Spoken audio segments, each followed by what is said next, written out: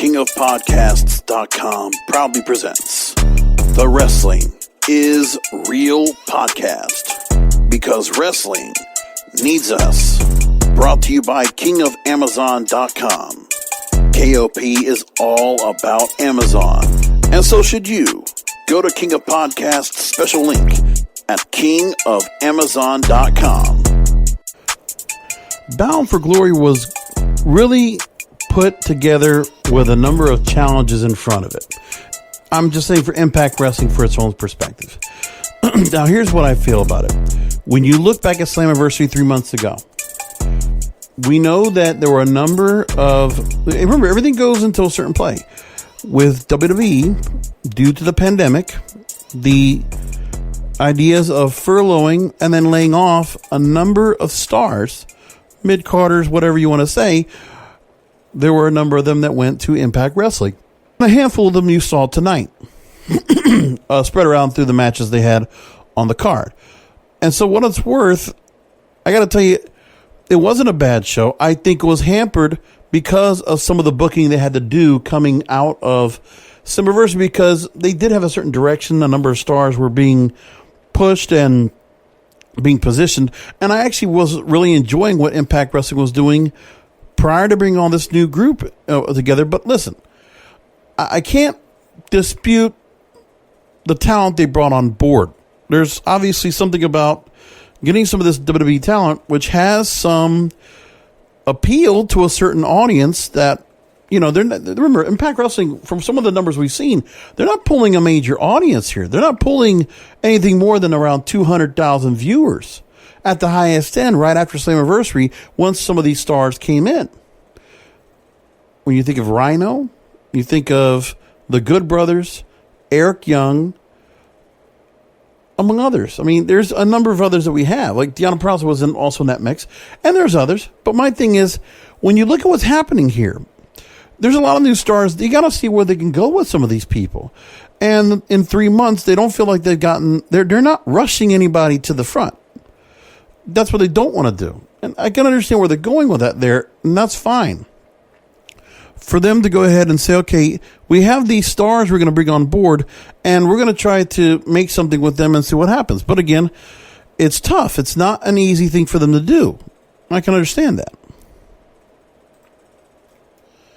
The card wasn't too bad. When you look at the people they brought on board, that you see that are part of the group now, you don't see anything necessarily in the X division. When you see some of the mid-carders that were part of the Call Your Shot gauntlet, you know, there was a number of names that were in there. Seeing Brian Myers, Heath, and Rhino in it. And you just see right there, okay, there's some stars they're bringing in, and, you know, it's significant. When you look at the overall spectrum of what Impact Wrestling was trying to do, the Bound for Glory show tonight was not one of their high-end shows. This is not the best of the best. It's a company that is transitioning to try to incorporate some of this WWE talent that they've been able to bring in on board, probably at a real cheap rate, and it's just a matter of, let's see which of these stars we can make something out of, because we know that our own roster has some good potential, but we need some stars that can be brought up to really elevate their star power. That's what I felt like there was going on tonight because of some of the matches they had. When you look at the purpose of what some of the matches were done, I can understand where the booking was also. But the thing was, the booking to me, in part for some of these matches, were hit and miss. And it is because we are incorporating new people into the mix, and we're allowing some creative control with some of these stars to come back. And that's some of the things that has to be considered here. So here's what we got first of all. The Deaners and the Rascalz faced each other in a match early on in the pre-show. A short match, 3 minutes, 42 seconds, nothing special. You have a 6-way intergender scramble match for the Impact X Division Championship. Rohit is the champion. And when you thought about that, Rohit Raju for the longest time was just kind of this schmuck as part of the Desi Hit Squad. It was just kind of this this just kind of a pissant throughout the most part, and also losing a lot of matches. But all of a sudden, they found something with Rohit Raju, this loser that is now finding ways to sneak through and be a shitty heel, holding on to a belt and very weaselly finding a way to keep the belt on him, which is what he did tonight.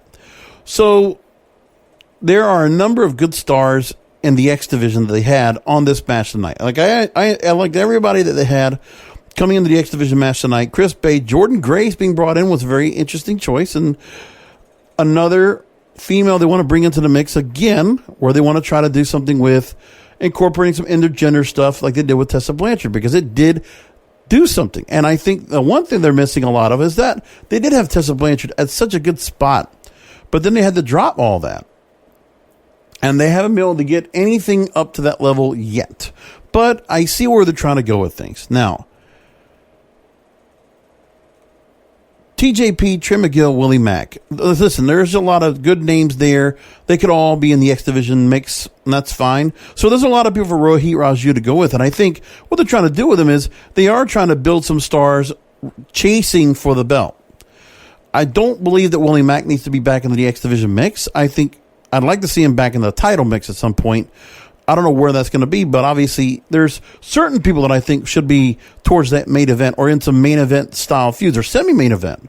Willie Mack is one of them. Ace Austin is another. And I don't know where we're going to go with that, but I really like some of those guys to be brought up in the mix because they are really solid players. Now, so the match itself, a little bit of gimmickry. They had everybody in some kind of a submission move. Okay, that's one of those things you do with an X Division match. You just want to do a little bit of gimmickry, and they always had to do something here, so they did. That's fine. I thought it really looked well, and the sneak win from Rohit Raju, yeah, that's fine.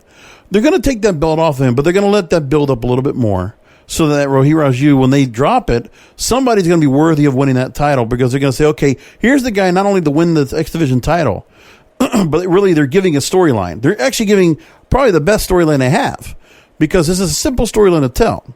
This guy, this piece of shit, why is Rohit Raju still X Division champion, finding his way around, weaseling his way out of championship victories, because he snuck away with a win, and it's like now he can say, oh, the guy won the 6-way scramble, so he can do all of that. It's like, again, you are looking forward to seeing Rohit Raju drop that belt and be embarrassed and go back to the level he was before. That's what we're looking for. But really, you are building up Rohit Raju, amazingly, to become a pretty good shitty heel. And that's good, to a point that he will not need the belt, and he will be a pretty good shitty heel by the time he drops it. So that's not a bad way to go, and it's a very interesting direction. The Call Your Shot gauntlet match, it's kind of their version of Royal Rumble, and it's not good. They had, a lot of names in there, and obviously they also put a couple of intergender things into it. They brought in several women. All of the participants they had were Sean Davari, Larry D, Crazy Steve, AC Romero, Havoc, Tenille Dashwood, Brian Myers, Alicia Edwards, Kiera Hogan, Taya Valkyrie, James Storm, Hernandez, Falaba, Adam Thornstowe, Lester the Legend from Reno Scum, Heath, Swoggle, and Tommy Dreamer. I paid attention basically to the end of the match and the fact that Rhino was able to beat Sami Callihan in one-on-one action at the end of the match. And because of what happened here, Rhino and Heath, there was a stipulation that was also being brought up to the match to give some appeal to some of those WWE outliers that might have been watching Impact Wrestling for some of these stars that they really enjoyed, the real fan base for some of those guys, because they might have been very appealing through social media or whatever. Well, Rhino won the match, and that allowed him and Heath to retain contracts with Impact Wrestling. Rhino stays on with Impact Wrestling, and Heath now has a full-time contract. He won a full-time contract as a result. So let's see if that works. The match I was not very interested in, and it really didn't appeal to me at all. I just think the storyline, I wasn't really good at all, is Moose and EC3. I just really didn't care for it. I mean, Moose going after the legends and holding the TNA World Heavyweight title.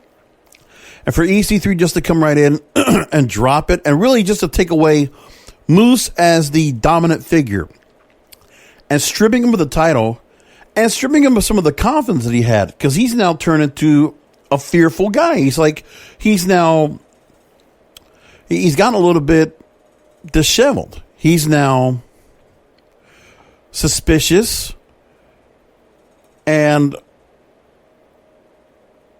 superstitious, if you will. So they try to do something special with a match that was outside. And now here's the thing they do as well. They are trying to do what WWE does sometimes, where they are doing some matches outside the ring as something different. So this was it was an undisclosed location for the match.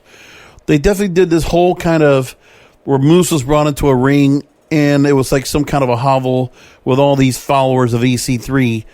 EC3's being given a chance, some real leeway with his character, which is what I'm pretty sure he got by coming back to Impact Wrestling.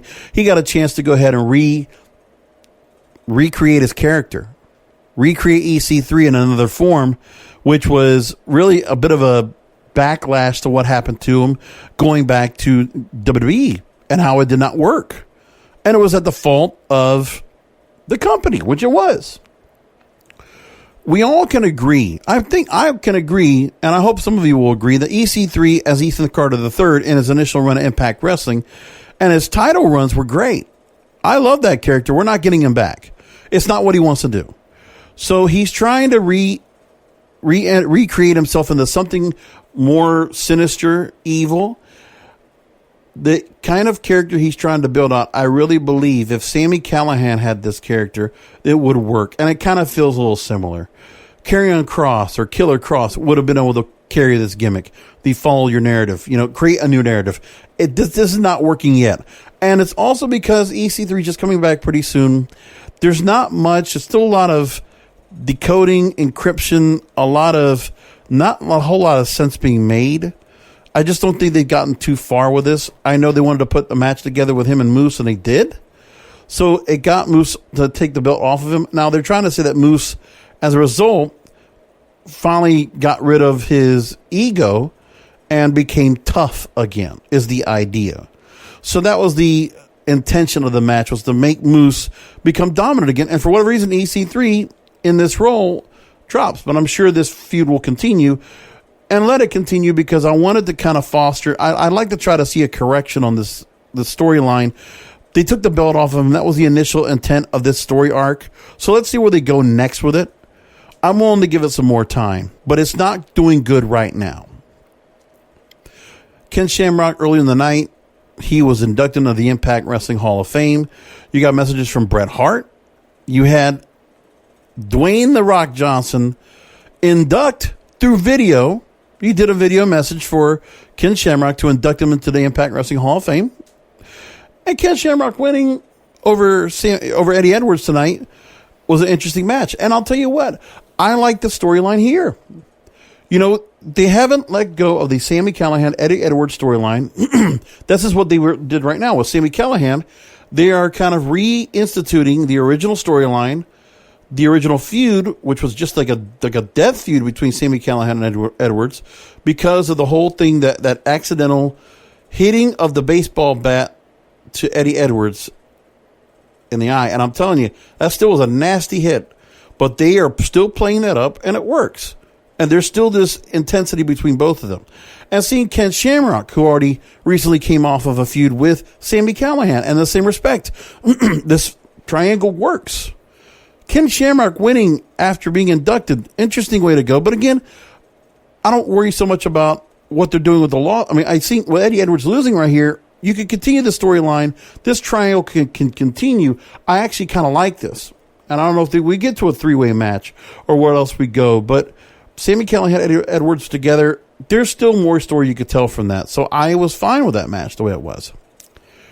Your next three matches really were what stands out for the night. I mean, if you're looking at it at this point, I did like the six-way Impact X Division match.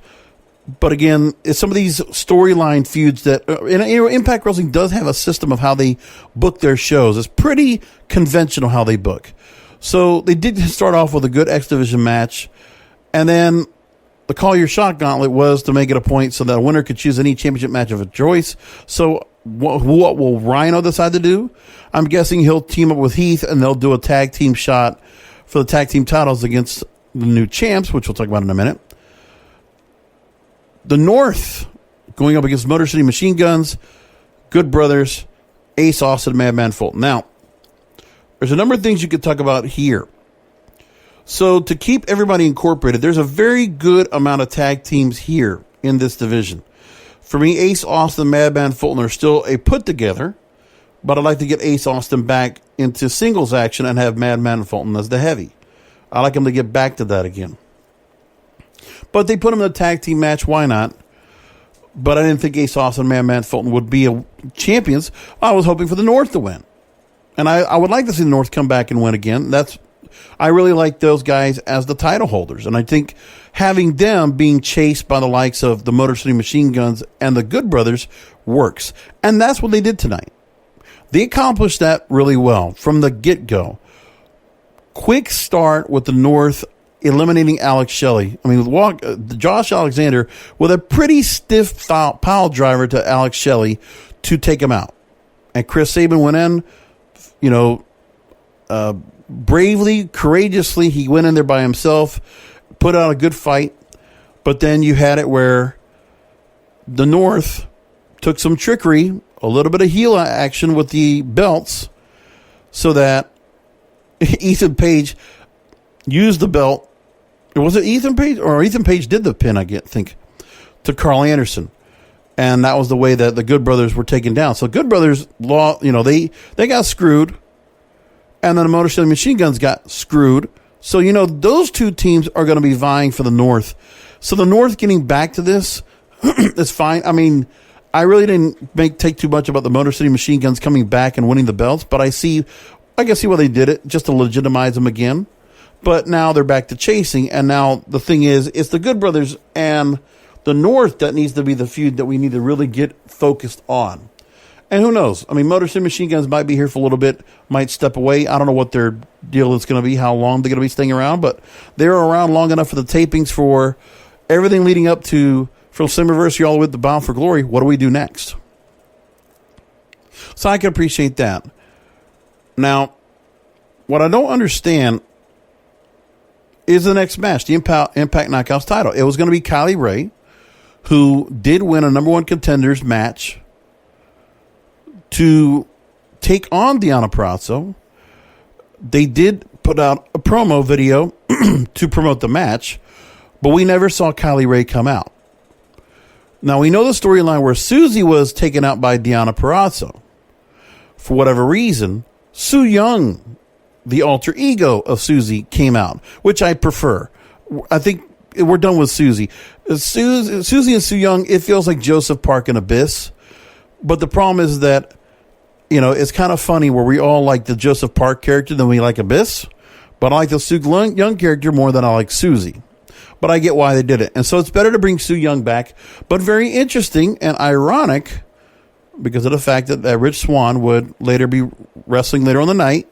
So husband and wife are, they are co-main eventing on this show. Very interesting, just to point that out, especially with the history with Rich Swann and the issues with him and his wife, Su Yung, and the kind of, the animosity that was going on with Rich Swann a while back, if we all remember. So let's go ahead and move forward here. Su Yung takes on Deonna Purrazzo, 15-minute match. I actually did enjoy this match a lot. Actually, it was quite good.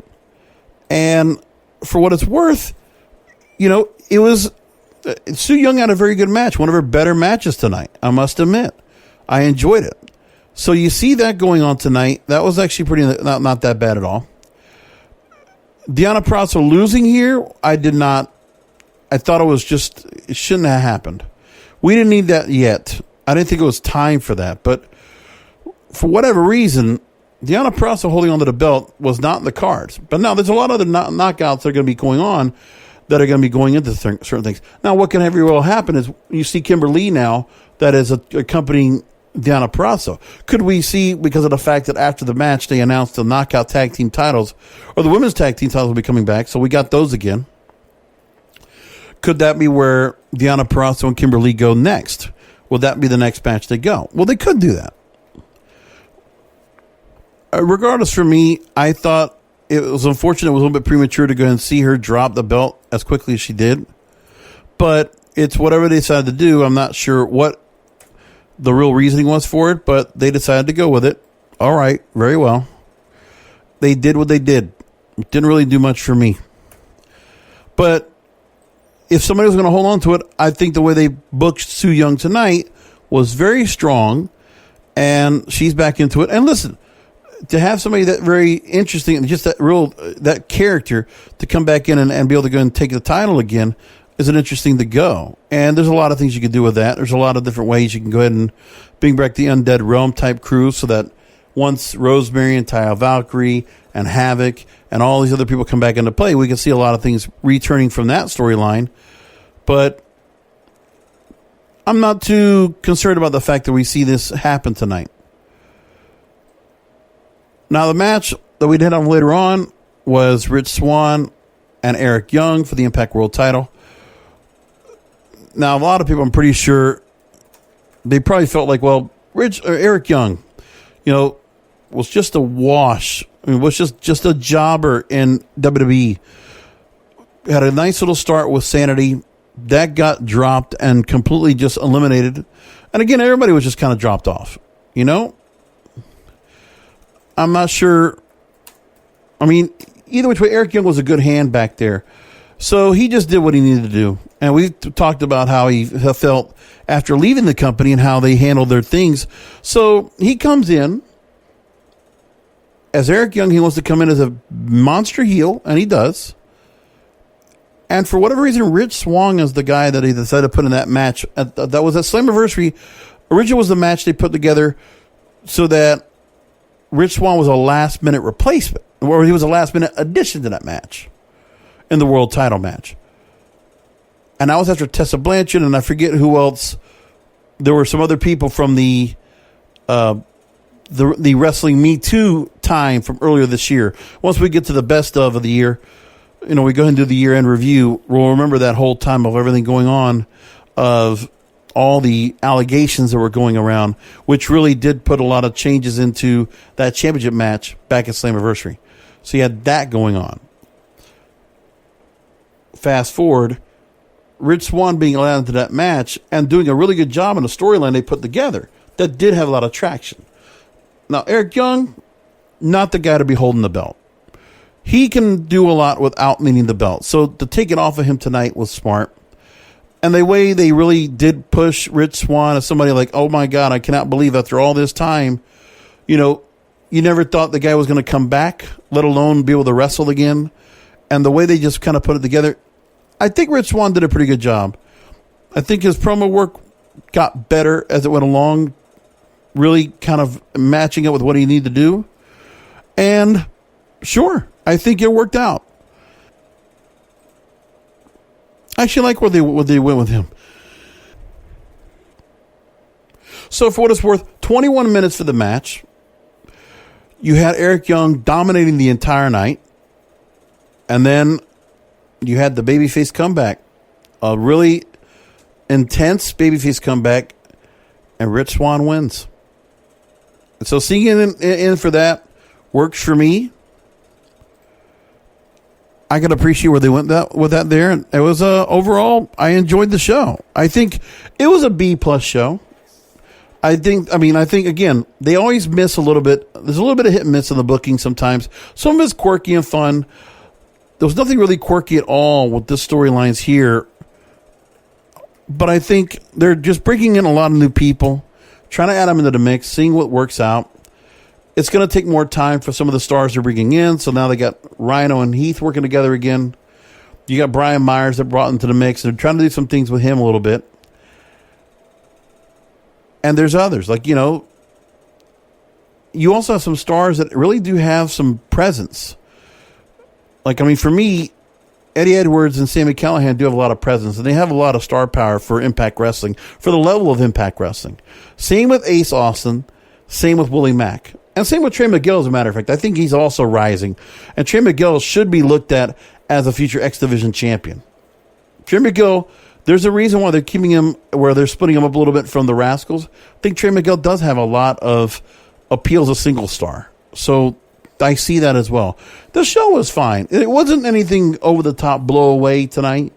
It was a good pay-per-view. I didn't think they really screwed up too much. I mean, people are going to talk about production issues where David Penzer's mic was too hot sometimes. Sure. A couple things you can hear. Josh Matthews in the background. Interesting when I hear Don Callis back on commentary. That's fine. It's like not bringing him back out there to do the show. It's not a bad thing because I do like what they're doing with Madison Rayne. I think her and Josh have good chemistry together, obviously married. So, this company does handle the marriage thing of having people around and together and stuff. And they're like, that's no big deal. They'll go along with, having some stars together that are also attached, but then they make it work better. Like, I think just their creative is much better. Is it great? Not perfect. No, but it is better. I got to give them credit for that. As for what it's worth, they're doing fine. I think they put together some pretty decent content this time around, and they need time to build some of the stars they're trying to incorporate in. The Good Brothers, see if some of these WWE mid-carders can do something to build themselves up a little bit better. EC3 is a project in progress. It would be very behooving upon Impact Wrestling to get that storyline together and get EC3 better off. But there's a definite method to what they're doing. They got a pretty good system in place right now. A pretty good assembly of how they do the storylines, how they put their matches together, how they book in advance. They do have a good plan played out, but it's hit or miss. And that's what's happening right now. That's what it always is. But that's okay. It doesn't mean it's bad. I just think that if they had a few things that could really take off, I think it would be different. But they're in their own lane. They have a crowd they're getting in. I think just the inclusion in this small level of audience they have right now to bring in some of these stars they're bringing in just to see if somebody will come out and break out for them is fine because they've been able to do it in the past. That's where Drew Galloway came in and became somebody bigger, right? They're capable of bringing in stars from other companies and making them better. EC3 was another example. They can do it. They can build stars that have gone through really bad shit. And I think that's what they're able to do. They're capable of doing that. So, we'll give them some time. Anyway, we'll leave it there. Thanks for listening in, finding the show. Again, remember, I will be coming back and doing a show tomorrow night as we recap WWE's Hell in a Cell. We'll do that coming up tomorrow here on another Wrestling Is Real podcast. Until then, come back tomorrow because wrestling needs us. Thank you for listening to the Wrestling Is Real podcast, brought to you by KingofAmazon.com. Follow the King of Podcasts on Twitter, Instagram, TikTok, and on Facebook at Wrestling Is Real. Subscribe to the Wrestling Is Real podcast through all major podcast platforms, including Apple Podcasts, Google Podcasts, Stitcher, Spotify, Spreaker, and iHeartRadio. You can also look for episodes on his YouTube channel, youtube.com/JBRASCO951. You can find all this information and more by going to the website, WrestlingIsReal.com.